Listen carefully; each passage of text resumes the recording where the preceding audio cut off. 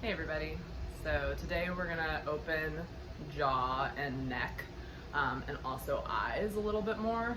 This can be really helpful to like stretch your eyeballs, if you will, and kind of unclench your jaw. It also can activate the vagus nerve, which runs, head down through belly, and is really involved in self-regulation. So this can also be helpful for trying to calm the nervous system down, but also know that like it for different folks it could feel activating in different ways. So just be cognizant of that while you're trying it out. So I'm just going to start with like kind of a basic stretch, and we're gonna build on that. So you can take your fingertips on one hand, put them on the opposite side of your head above your ear, and then try to drop your shoulders a little bit. Keep your chest open if you can, if that feels okay. And then we're just gonna slowly put some pressure above the ear on the head. So we're bringing the head down kind of towards the floor on our side. And then while you're here, we're going to build from here.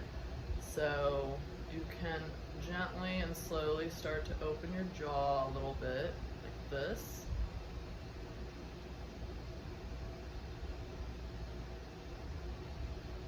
And then from there, you can start stretching your eyeballs. So I'm going to look over to my right, and then I'm going to open my eyes real wide and let them scan the room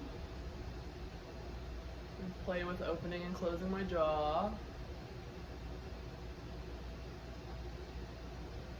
And then you can always, if that feels too overwhelming, you can always close your eyes, just go back to the regular stretch. I like to keep my feet on the floor to feel grounded in this one.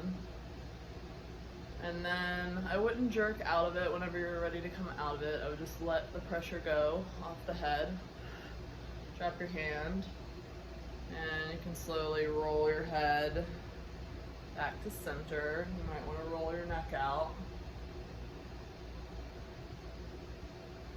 And if you felt like a lot of pulling kind of through side of your head, jaw, into neck, what that pull is like myofascial release.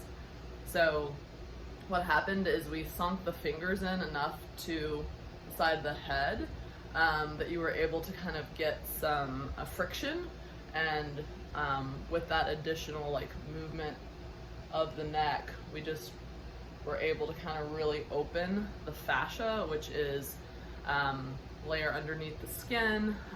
It also wraps around muscles, it's inside muscles, it's kind of like this big web, like interconnected web in our body, that can be really responsible for holding a lot of things, like holding a lot of tension, patterns, pain, all that.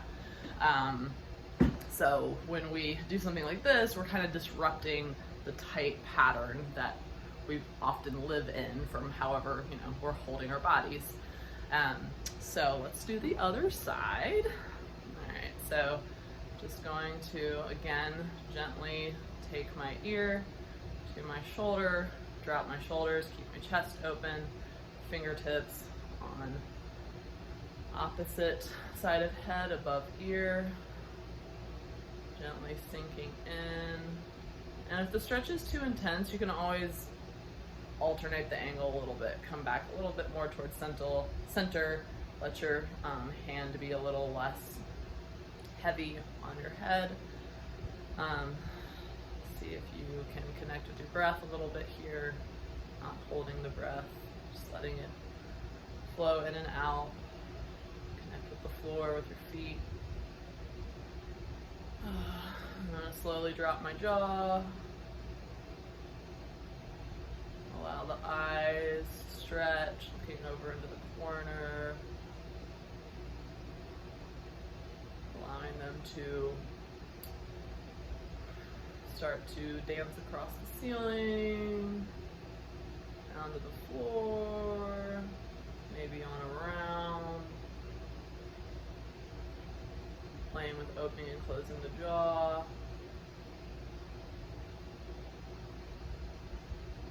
And just checking in with yourself if that ever feels too much, lessening stretch, lessening pressure on your head, taking the hand away whenever you're ready, coming back to center. A lot of times when I do this on each side, then I kind of feel like I need to stretch out in a different way too. Like I'm like, I haven't addressed the front or the back. So one I like to do is take my fingers on the back of my head and just gently allow my chin to come to my chest. I'm kind of stretching out the back of my neck. Again, trying to keep shoulders down, chest open, and letting go, coming back up. You might want to feel like you want to stretch out the front of your neck. Cool. You can go up, chin towards ceiling, but don't go so far that you're like all the way back. Just enough to really open the front of the throat. This can be a position that can feel really powerful to like sigh or breathe deeply in, like especially if you feel like, you know, your voice has been being silenced, you needed to say something, just like really getting into your power here. But that may feel like too much for right now, so if you just want to do the stretch, baby steps, that's great.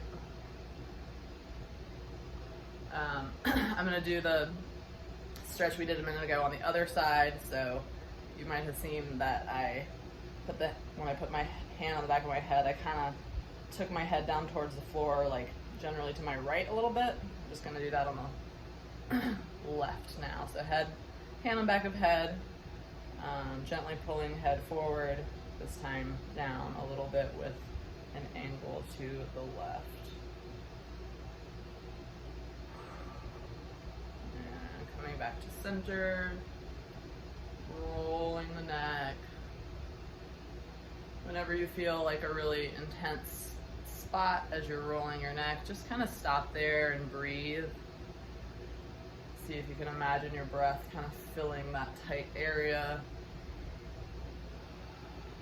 before you continue the motion. We don't need to plow through the motion. Cool. Notice if your body wants to take any other movements. A lot of times I like to kind of reorient to the room by twisting, so I can kind of feel the connection between my upper body and my lower body. Getting reacquainted with the space, maybe bringing a little attention down to lower body, rolling out ankles, rolling out wrists, upper body, stretching it out. Cool. Well, thank you all for checking that out, and let me know if you have any questions.